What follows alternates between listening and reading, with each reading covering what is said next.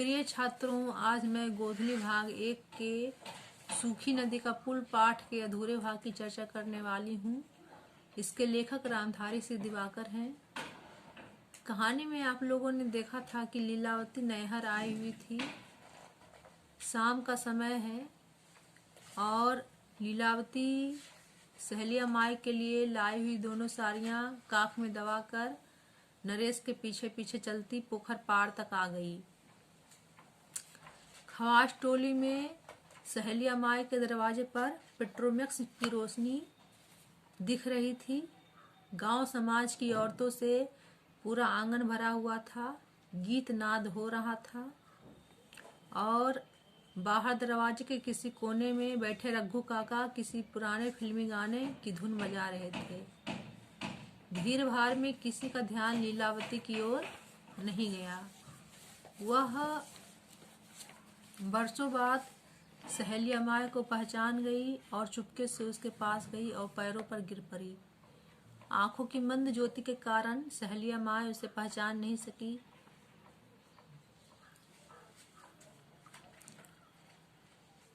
तब लीलावती बोली, नहीं पहचाना काकी, मैं लीलावती, लाल बाबू की बेटी। तब तक दूसरी औरतें भी वहां आ गई और सबको घोर अचरज हुआ। अजगैबी बात, इसका मतलब आश्चर्यजनक बात कि लीलावती उन लोगों के पास आई थी।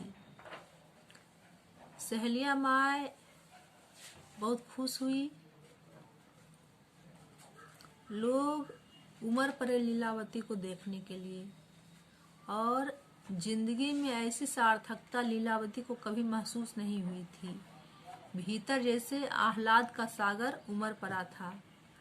बूढ़े सोनेलाल दौड़ते हुए आए दरवाजे से और आशीष के लिए उठे दाहिने लूले हाथ को अपलक देखती रही लीलावती।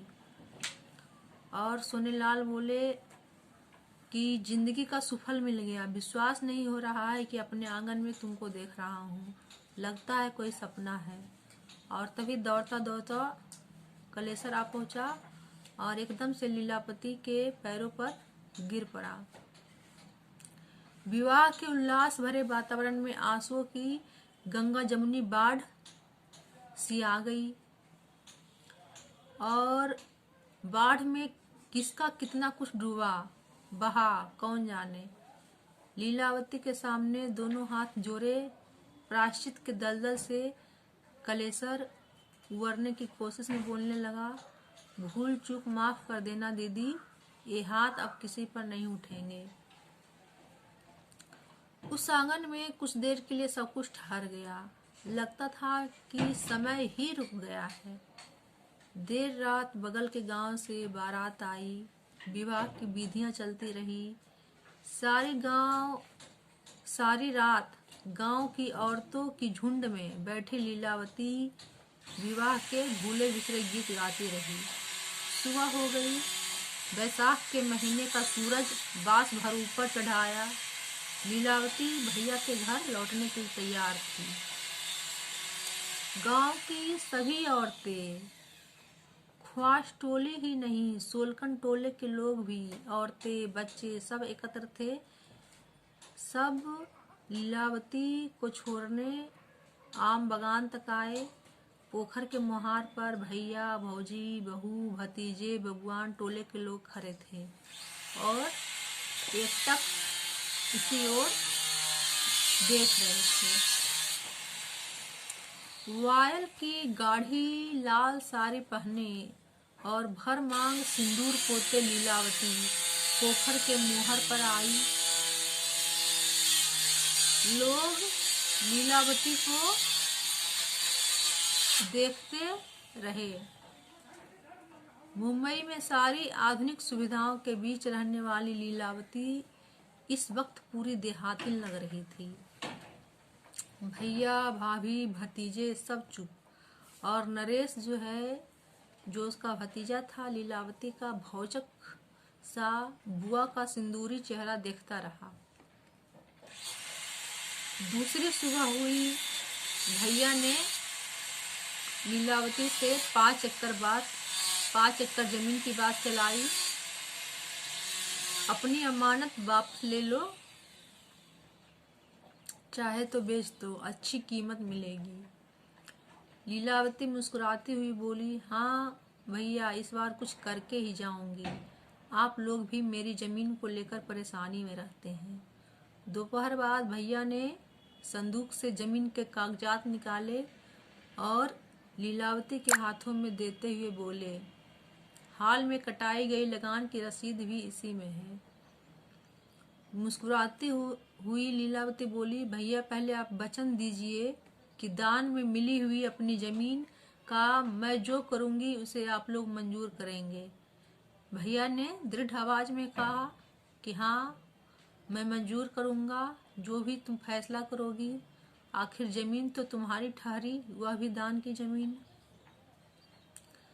तब लीलावती ने कहा कि मैं इस जमीन को सहेलिया माई को रजिस्ट्री करना चाहती हूँ और मैं उन लोगों को बता चुकी हूँ। कल सहेलिया माई और कलेसर फारबिसगंज रजिस्ट्री ऑफिस में मिलेंगे। मैंने कह दिया है, आप मेरा मान रखिएगा। पता नहीं कब फिर लौट के मैं नैहर आऊं। और आपको और सुरेश नरेश को भी साथ चलना है शिनाख्त के लिए। बुआ के इस अप्रत्याशित फैसले से सुरेश और नरेश एक दूसरे का चेहरा देखते रहे और दूसरे दिन लीलावती का मान रखने के लिए भैया फारबिसगंज जाने के लिए तैयार थे। जीप में ड्राइवर की जगह सुरेश था। भैया के खादी के कुर्ते की जेब में पिस्तौल की जगह जमीन के कागजात का पुलिंदा था। और जीप जब दरवाजे से आगे बढ़ी तब लीलावती को ऐसा महसूस हुआ जैसे दूध की कोई उमगी हुई उजली नदी है और उस नदी में वह ऊब डूब नहा रही है। तो यह कहानी मानवीय संवेदना की कहानी है।